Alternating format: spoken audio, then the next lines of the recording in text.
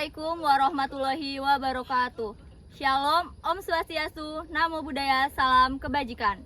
Perkenalkan, nama saya Melda Sari Padilla. Kami dari kelompok 2 akan menjelaskan tentang siklus sel.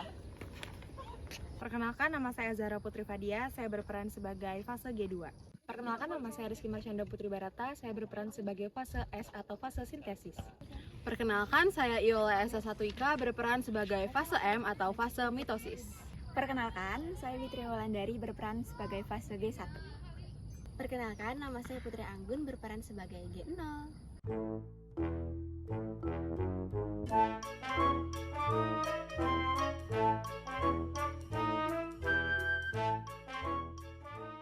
Sel yang berada di fase G0 yang distimulus dengan faktor pertumbuhan untuk masuk ke dalam G1 pada awalnya akan mengekspresikan silin D.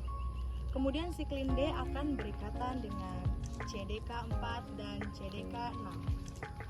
Kompleks CDK siklin tersebut lalu masuk ke dalam inti dan nantinya akan memfosforilasi protein retinoblastoma atau PRB. Sinyal mitogenik yang menginduksi terbentuknya siklin D juga akan menginduksi terbentuknya siklin E dan juga 2 CDI yaitu P21 dan P27.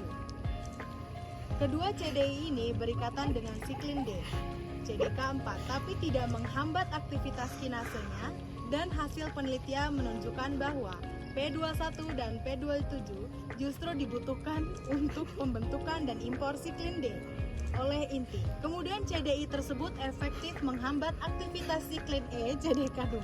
Dengan demikian, keberadaan protein CDI di fase G1 adalah untuk memacu pembentukan kompleks aktif CDK siklin CDK4 dan pada saat bersamaan menunda dan menghambat aktivasi dari kompleks siklin E CDK2. Terhambatnya kompleks siklin E CDK2 menyebabkan terhambatnya keberlangsungan siklus sel.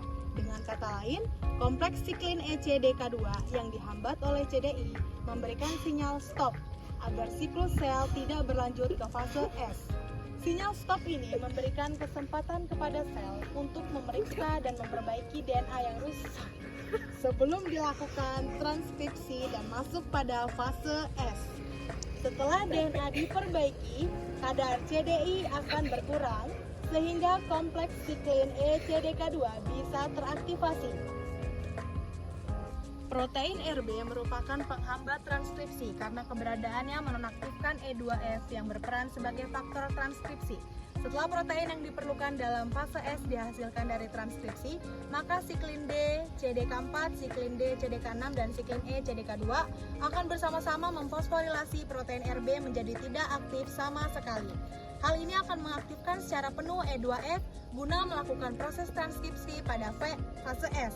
Dengan demikian, setelah tersebut telah memasuki fase S pada siklus sel, pada sel mamalia jenis CDK dan siklin yang ditemukan pada masa transisi fase G1 ke S adalah CDK2, CDK4, CDK6, serta siklin A, D1, D2, D3, dan E11.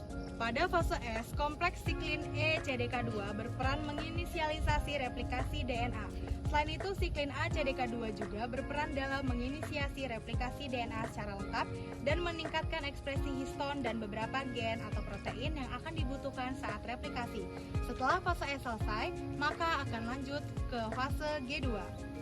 Pada fase G2, terjadi peningkatan sintetis siklin B, molekul siklin B yang terakumulasi bergabung dengan molekul CDK1 memproduksi molekul MPF. Konsentrasi molekul MPF menentukan sel apakah akan lanjut ke fase M atau tidak. Jika konsentrasi MPF tidak cukup, maka akan memberikan sinyal stop sehingga siklus tidak bisa berlanjut. Namun, jika konsentrasi MPF cukup, maka akan memberikan sinyal lanjut terus, dan siklus akan berlanjut ke fase M. Pada sel mamalia, jenis CDK dan siklin yang ditemukan pada masa transisi fase G2 ke M adalah CDK1, serta siklin A, B1, dan B2.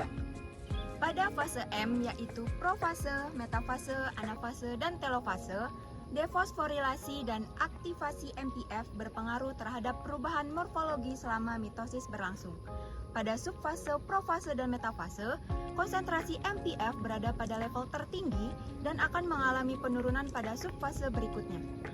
Sebagai contoh pada sel oosit, sebelum memasuki subfase berikutnya atau anafase, sel oosit yang telah mencapai metafase pada meiosis 2 akan tertahan pada kondisi tersebut karena pengaruh CSF.